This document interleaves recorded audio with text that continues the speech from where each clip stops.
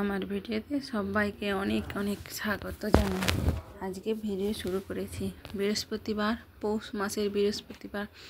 আমি তো অনেকগুলো ভিডিও করেছি যে আমাদের বৃহস্পতিবার করে নিরামিষ খাওয়া হয়, তাহলে এটা পৌষ মাসের শেষ বৃহস্পতিবার, তাহলে তার নিরামিষ না খেয়ে থাকতে পারলাম না, খেতেই হয়। গ্রামের বউদের এটাই নিয়ম, মানতে হয়। তারপর তো শ্বশুরবাড়ি, আমার মতো মেয়েরা তারা অবশ্যই জানতে পারবে শ্বশুরবাড়ি জিনিসটা কি। আজ আমি যেটা রান্না করেছি, আমাদের মেদিনীপুরে এই নকশা বড়িটা ভীষণ প্রচলন আছে।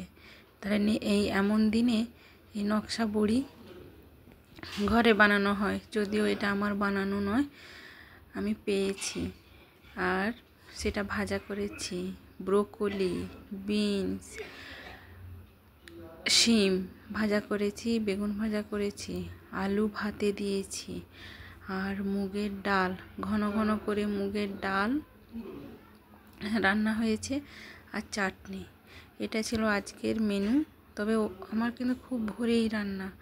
আর যেদিন বৃহস্পতিবার হয় অনেক কাজ থাকে সকালে, আমি কি করি রাত্রে থেকে কেটে কুটে রেখে দিই, ফলে আমার তাড়াতাড়ি হয়ে যায়। আর আমি 3টে ওভেন ধরাই, একটা ইন্ডাকশান আর গ্যাস ওভেন, ফলে আমি তাড়াতাড়ি করতেও পারি। সব দিনের মতো আজকেও আমার ঠিক সেই তাড়া ছিল। আর সবার তো এখন স্কুল খুলে গেছে, তাই তাড়াটা বেশিই থাকবে। তার উপর টিফিন থাকে। টিফিনে আমি সেরকম কোনো আহামরি খাবার দিইনি বাচ্চাকে। আমরা যেহেতু বাঙালি, মাছ ভাত মুড়ি এগুলোতেই আমাদের জাহান যেন টিকে আছে, আমি সেভাবেই দিই। মাটির মানুষের মতো মানুষ হোক, বড় হোক, এটাই আমি চাই। সবসময় ভালো মন্দ তো আর করে দেওয়া যায় না, যেটাই থাকে সেটাই দিই। তো আমার বাচ্চা খুব জেদও করে না, আমি যখন পারি না তো তখন ও ওইভাবেই খেয়ে নেয়।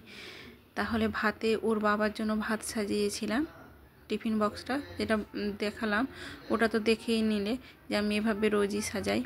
আর এটা ছেলের জন্য হলো, ওই জন্য একটু আলু সিদ্ধ করেছিলাম, মুড়ি, চানাচুর, শসা, গাজর, ধনেপাতা এগুলো মেখে দিয়েছি, একটু লঙ্কা কাটাকুটো করে একটা আলাদা টিফিন বক্সে ভরে দিয়েছি। আর দুটো মুড়ির টিফিন কৌটো ভরে ওইভাবে সাজিয়ে দিলাম, মুড়ি, চানাচুর আর স্যালাড দিয়ে ওইটা খেয়ে নেওয়া যাবে। এটি গেল মুড়ির ব্যবস্থা। আবার ওরা যে ভাতটা খেয়ে যাবে, সেটা ভাতটা, তরকারিগুলো তো বললাম, তাহলে এবার ভাতটা আমি কিভাবে করি, তার সঙ্গে আরও কি কি থাকে সেটা আমি বলছি। এত সব করার পরে রান্না কিভাবে করি সেটা দেখানো হয়ে ওঠে না। আমি কোনো নতুনত্ব জানি না, তবে যেটা মনে হয় সেটাই করি। কখনো আবার এই ইউটিউবকে আমি হেল্প নিই। দেখো ভাতের মধ্যে দিয়েছি, এরা দুজনের ভাত আছে, এই একজন খেয়ে চলে গেলে আর তারপরে আবার একজন খাবে, একসঙ্গেই দিয়ে দিয়েছি। ওরা একসঙ্গে খেতে ভালোবাসে, তাই একসঙ্গে দিয়ে দিয়েছি। দুটো বড়ি ভাজা দিয়েছি, দুটো বেগুন ভাজা দিয়েছি, ব্রোকলি ভাজা, শিম, বিনস একসঙ্গে আলাদা আলাদা করে একসঙ্গে মিশিয়ে দিয়েছি, সেই জন্য আলাদা আলাদা দিচ্ছি না, অনেকগুলো ভাজা হয়ে যাচ্ছে। তারপরে ভাতটা দেওয়ার পরে ওখানে আমি আলু মাখা ছিল, এই আলু মাখাটা শুকনো লঙ্কা দিয়ে মাখি নিরামিষেতে, এটা ভালো লাগে। আর এটা সেই যে মোটা মোটা মুগের ডাল, আমার তো খুব ফেভারিট মুগের ডালটা। আমি আগে মুগের ডাল খেতে পারতাম না, কিন্তু এখন আমার ভীষণ ভালো লাগে, আমি এভাবে খাই। আর চাটনি, আর এটাতে আছে কমলা লেবুর জুস। ভাতটা খেয়ে